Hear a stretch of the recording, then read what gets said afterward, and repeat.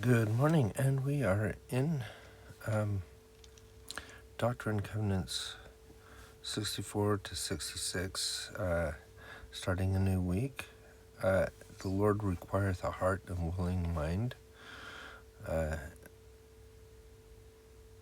we're going to talk more about that this week. I think I'm just going to start in the introduction today. There's not a lot of reading in these. We've got about 63 verses over 7 days, so that's less than 10 verses a day if we take it verse by verse. So I'm just going to do some introductory stuff today. In the miserable heat of August 1831, several elders were traveling back to Kirtland from the land of Zion in Missouri. The travelers were hot and weary.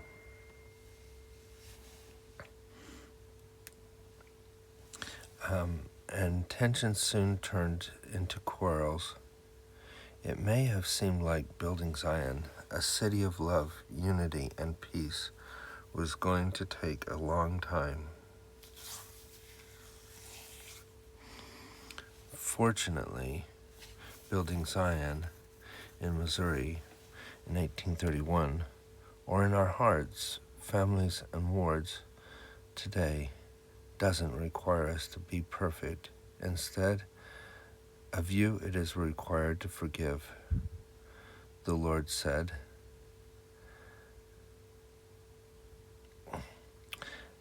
He requires a heart and a willing mind, and He requires patience and diligence, for Zion is built on the foundation of small things accomplished by those who do not become weary in well-doing.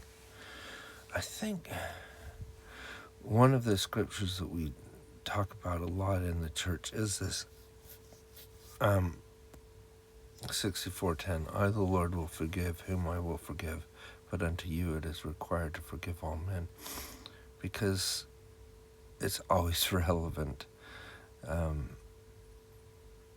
We always seem to know how to do things to offend each other, or do things that need forgiveness. And in the church, I think that's very significant. In our families, I think it is essential.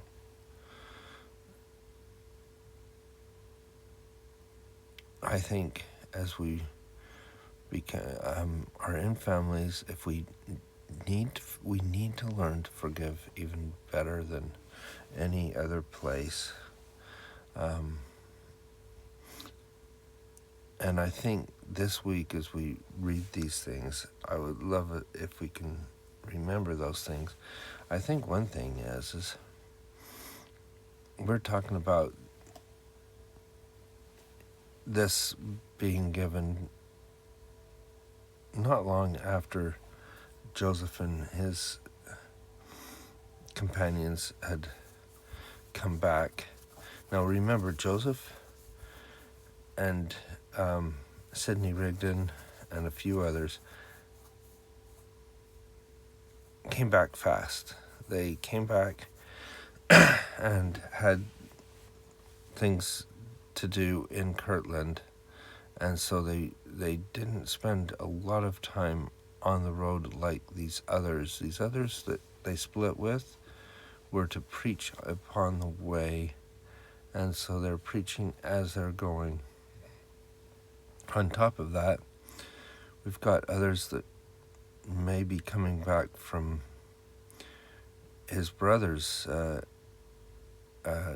group that they had met on the way down, who were still going to, they're going to Ohio. Hiram and his group were going to Missouri still. So I don't know if any of those started coming back by this time, but certainly the ones that were moaning and complaining and arguing and were told to stop going so fast back and take time to preach along the way would be coming back now. Well, the prophet had already been here, and so now they're coming back, and we've got other people as well, but I think a lot of it comes down to what they said here, that is those that were coming back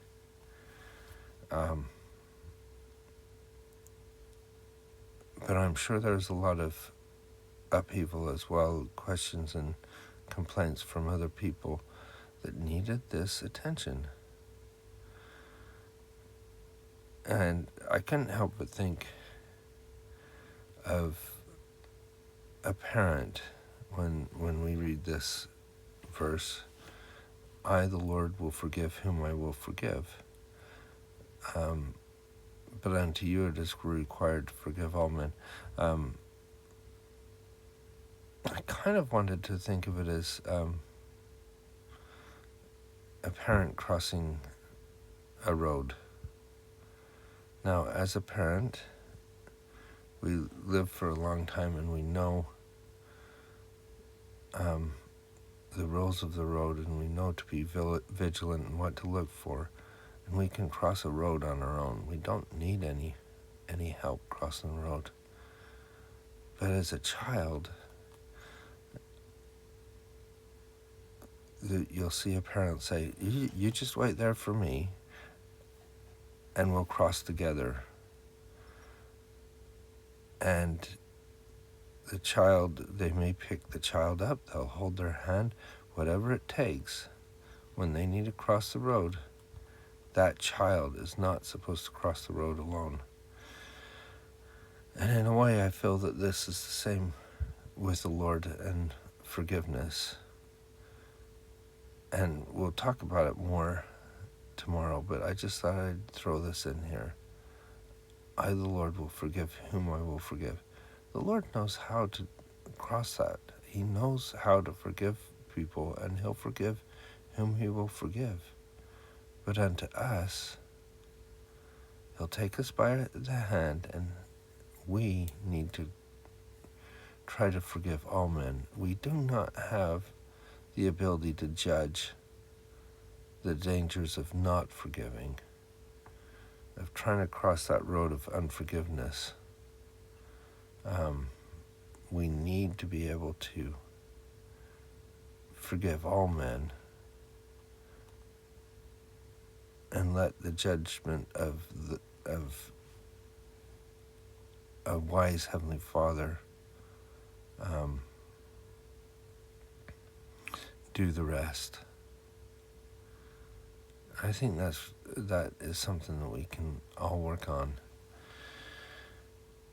So the next couple of days, next 6 days, we're going to delve further into this. And I think what we'll do, just for a quick thing before we leave, is we're going to go into the historical resources, because one of the things that I think that has happened in here is that we had Isaac Morley's farm, where Joseph Smith and his family were living, and then Joseph gets a revelation that the farm needs to be sold. And that seems, it doesn't look like a good thing for the prophet. It seems like it would have been better if it would have said, and now the Morley farm will be, part of the Morley farm will be given to Joseph Smith and his wife for their sustenance or something like that. But no, it was, you're going to be kicked out now because this is going to be sold and you need to find us somewhere else. And they do. They find the Eliza Johnson farm. And this is the site for it. They have physical address and everything. And it just tells that they had the farm since 1818. They moved with 8 children to Ohio, and they had 260 acres by 1831. And the Johnsons were well respected and were part of a local Methodist congregation led by Ezra Booth. And so, because there was a lot of talk of the church, Lyman Johnson attended several meetings and was convinced of the truthfulness. They decided to read the Book of Mormon with Ezra Booth with them. So, taking their preacher and reading it, which you can kind of understand them doing that. But Elsa, I've been calling her Eliza. Elsa Johnson became convinced that not only the book was true, but Joseph Smith could heal her debilitating rheumatism. And so they traveled to Kirtland, where they met Joseph Smith at the home of Newell and Elizabeth Whitney. During this meeting, Elsa asked that Joseph heal her. And just reading this, do you believe that the Lord is able to make me an instrument in healing your arm? Joseph asked her. Saying that she did, Eliza allowed Joseph Smith to take her by the arm. He bowed his head in silent prayer, then pronounced her arm whole. She was healed. A short time later, John and Elsa was baptized, and also was Ezra Booth, as we know. And they became close friends, and by September 1831, they invited Joseph and Emma Smith to live in their home. So there is the answer to where is the prophet going to live now.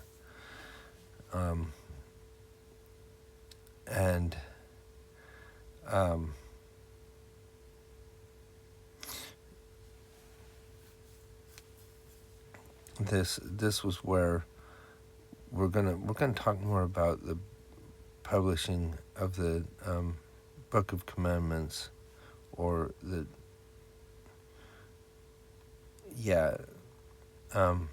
records which are there. We also have the revised translation of the Bible that's being done, and we also have in 1832 a mob that takes Joseph out and Sidney Rigdon, and they get tarred and feathered. Emma nursed his wounds and cleaned the tar and feathers from his skin.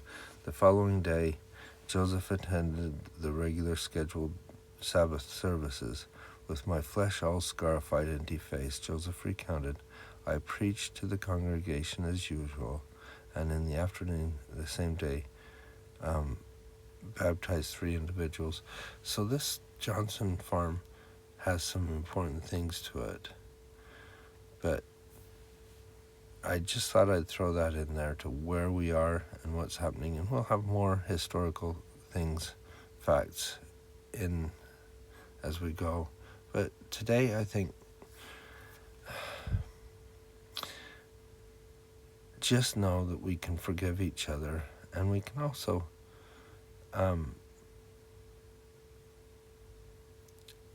help each other out when we're needed. And I think both of these subjects have been shown here, and we're going to see more of it as we go this week. And I hope you have a wonderful day, and we'll see you tomorrow.